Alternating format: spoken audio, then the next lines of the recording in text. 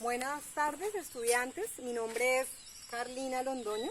Van a estar trabajando este año algunas clases de química y biología, y en general vamos a estar trabajando matemáticas conmigo. Entonces vamos a ser un poco más familiares porque nos vamos a conocer.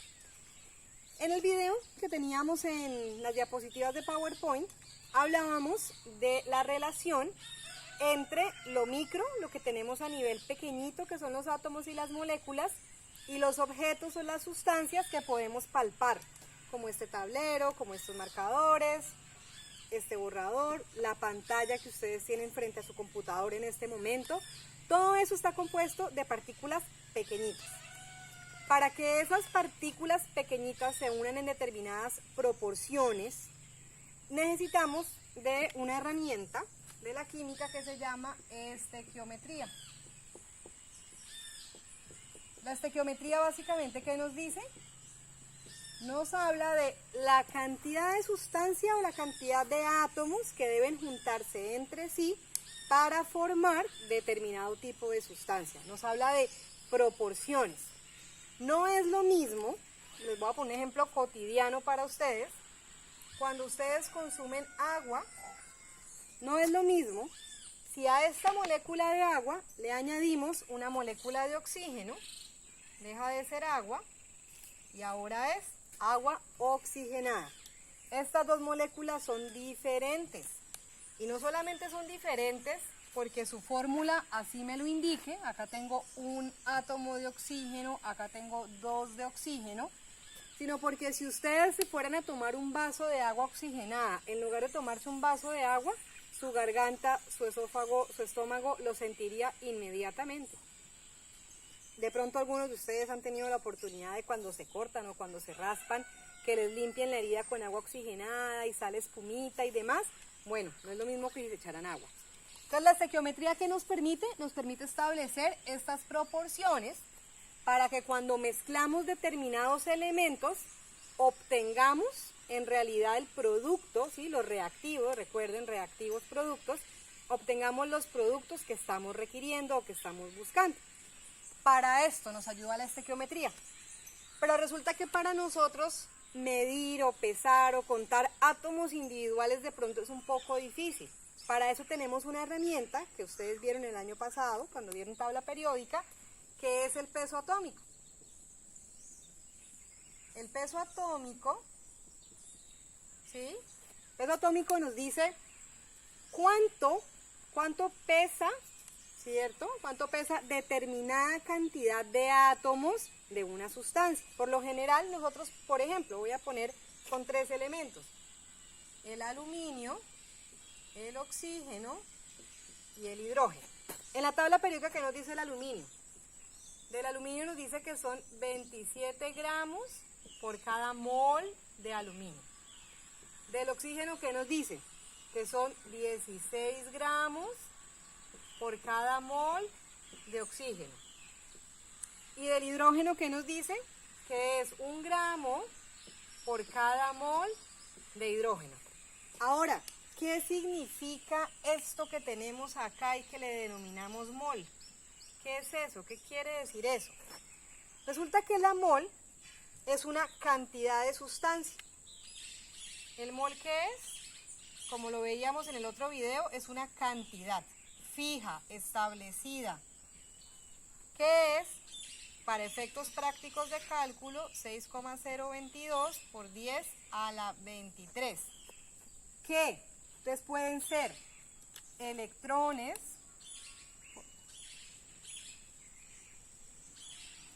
pueden ser átomos, pueden ser moléculas, ¿sí? Cualquier partícula o unidad fundamental la podemos medir como si fuera una mol. Entonces, dependiendo de lo que estemos hablando, va a ser esto. Entonces, cuando hablamos que 27 gramos mol es el peso atómico del aluminio, lo que quiere decir es que 6,022 por 10 a la 23 átomos de aluminio pesan 27 gramos. Entonces, ¿por qué es importante esto? nosotros podríamos en una gramera, algunos de pronto las han visto en las tiendas, en las droguerías, en el laboratorio, cuando tuvieron la oportunidad de ir. Yo puedo pesar 27 gramos, lo podemos hacer, ustedes lo pueden hacer, yo lo puedo hacer, cualquier persona lo puede hacer. Pero ¿será que podemos contar 6,022 por 10 a la 23? Imagínense 23 ceros acá de átomos de aluminio. Ya eso no es práctico. Entonces, este amigo, que es el número de Avogadro,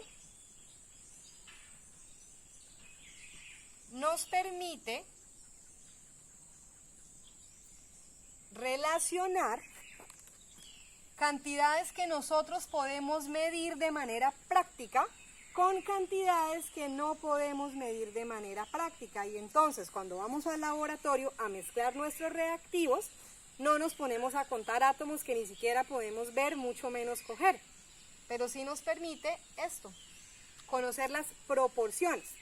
Por ejemplo, con estos tres elementos se puede formar una sustancia que ustedes han utilizado cuando tienen de pronto acidez estomacal, cuando van al río y se queman la espalda. Bueno, por lo menos a mí cuando iba al río y cuando era pequeña y me quemaba muchísimo, me embadurnaban la espalda y la cara y todo con una sustancia que se llama leche de magnesia, ¿cierto? Y puede ser, se llama comúnmente leche de magnesio porque es un hidróxido de magnesio o también un hidróxido de aluminio. ¿Cuál es la fórmula del hidróxido de aluminio? Me dice que por cada átomo de aluminio voy a tener 3 moléculas del grupo hidróxido. Es decir, tengo un átomo de aluminio, tengo 3 átomos de oxígeno, 3 átomos de hidrógeno. Se forman, en el grupo funcional se unen el oxígeno y el hidrógeno para dar el grupo funcional OH. Y entonces 3 grupitos funcionales OH con el aluminio me forman el hidróxido de aluminio. Si me faltara un hidrógeno o me faltara un oxígeno, ya no tendría hidróxido de aluminio, tendría otro compuesto completamente diferente. Pero volvemos y repetimos, entonces será que cuando vayamos a formar esto, cuando los químicos obtienen este producto en el laboratorio, se ponen a contar cada uno de estos átomos. No, simplemente lo que saben es que como tenemos el peso atómico de cada uno de ellos, sabemos cuánto requerimos de cada uno en gramos o en kilogramos, que son unidades que podemos medir, para poder obtener este compuesto sin necesidad de tener que estar contando átomos nuevamente, que es muy difícil.